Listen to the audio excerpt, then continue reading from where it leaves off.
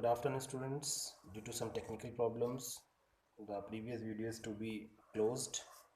So some information is left. So the remaining information is to be contributed in this video. So we discuss about the leadership. So I will provide a detailed information about of leadership. Then after we have discussing about the factors of leadership. So I think most of the people aware about the factors of leadership, but most of the people don't know anything about the factors of leadership. So there are four factors of a leadership. The first one is leader, second one is follower, third one is a communication, fourth one is a situation. So what is the meaning of a leader? You must have an honest understanding of who you are, what you know, and what you can do.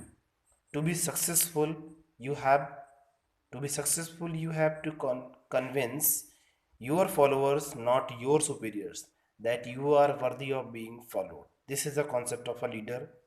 Who is the follower? You must know your people. The fundamental starting point is having a good understanding of human nature, such as needs, emotions, and motivations. Then, what is the meaning of a communication? A non-verbal communication is leading. For example, when you set example that communicates to your people, that you would not ask them to perform anything that you would not to be willing to do. Bad communication harm the relation between leader and employee.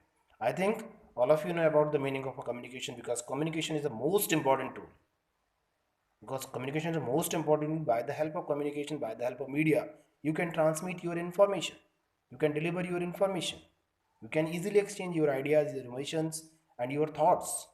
So this is a very important tool for on all kinds of topics. And then after the fourth factor is the situation. We must use your judgment to decide the best course of action and the leadership style needed for each situation. What we do in one situation will not always work in another. Okay. Then after, the next topic, styles of leadership. So the three major styles of leadership are: the first one is participative. Normally I think you know the concept of that. The first one is the autocratic, second one is the democratic, third one is the free reason. So what is the meaning of autocratic? The authorization or autocratic leader makes decisions alone as power is centralized in one person. The second one is a democratic, the participative leader including one or more employees in the decision making process. Communication flow freely. Okay. Then after, the third one is the free reign leader gives power to subordinates to make the decisions. Then after, you also know, then after the next topic, next point is coming on the concept of a leadership is the theories of leadership. So what kinds of theories? So what are the theories of leadership? What kinds of theories are leader theories of leadership is to be available in the market? So the first one is a trait theory, behavioral theory, contingency theory, and situational theory. So I think all of you know about the concept of trait theory. So what is the meaning of a trait theory? The trait approach across from the great man theory as a way of identifying the key characteristics of successful leaders.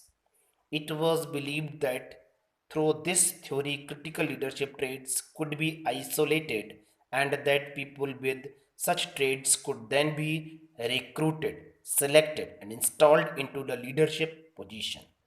This is a concept of a trait theory. What are the advantages of trait theory?